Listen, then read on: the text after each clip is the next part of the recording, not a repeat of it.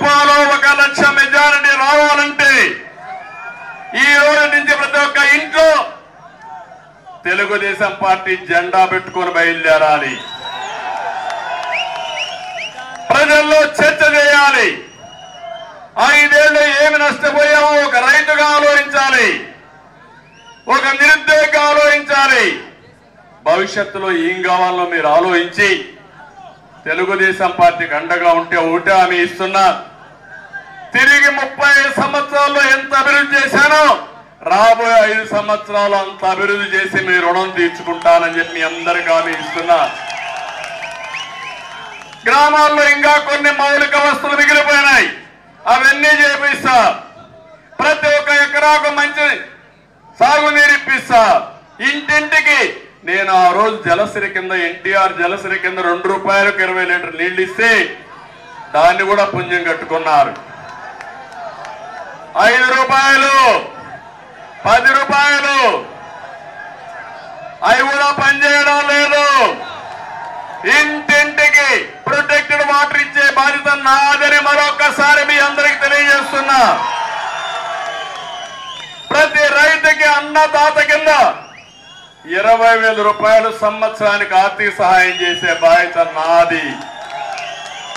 మహాలక్ష్మి కార్యక్రమం కింద ప్రతి ఒక్క మహిళకి నెలకు ఇంట్లో ఎంతమంది ఉంటే అంతమందికి 1,500 రూపాయలు ఇచ్చే బాధ్యత నాది. 3 గ్యాస్ సిలిండర్లు ఉచితంగా ఇస్తాను.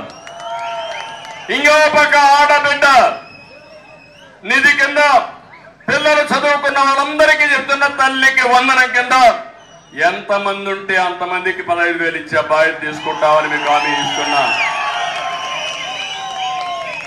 ఇవన్నీ చేసి మళ్ళీ మిమ్మల్ని ఒకప్పుడు డాక్రా సంఘాలు పెట్టా, దీపం పెట్టి ఆ రోజు వంట గ్యాస్ ఇచ్చా. ఈరోజు మళ్ళా హామీ ఇస్తున్నా, మిమ్మల్ని శక్తివంతమైన మహిళలుగా తయారు చేసే బాధ్యత నాది. ఒకప్పుడు ఐటీకి ప్రాధాన్యత ఇచ్చాను. ఆడపిల్లల కోసం ఉద్యోగాల్లో కాలేజీల్లో 33% రిజర్వేషన్లు పెట్టాను.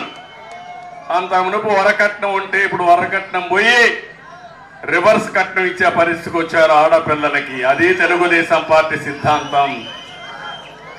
భవిష్యత్తులో నేను ఒకటే మీ అందరికీ హామీ ఇస్తున్నా, ఈ కుప్పం నియోజకవర్గాన్ని ప్రపంచానికి అనుసంధానం చేస్తాం.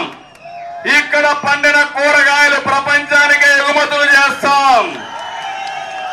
ఈ ప్రాంతంలోనే మళ్ళా ఎయిర్పోర్ట్ తీసుకొచ్చి కార్గో ద్వారా మీరు విదేశాలకి మీ కూరగాయలు పండించి పంపించే బాధ్యత నేను తీసుకుంటా. ఇక్కడ మీ ఇంట్లోనే కూర్చొని ప్రపంచంలో ఎక్కడ కావాలంటే అక్కడ ఉద్యోగం చేసే బాధ్యత కూడా తీసుకుంటా. తమలో నేను మీకోసం బతుకుతున్నా.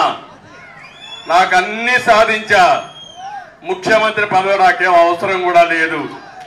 కానీ నా జాతి కోసం, తెలుగు జాతి కోసం నా తర్వాత కూడా నేను చేసిన పనులు ఫలితాలు ఇచ్చేట్టుగా ఉండాలని ఆలోచిస్తున్నా. అది చేస్తానని మరొక్కసారి మీ అందరికీ హామీ ఇస్తున్నా.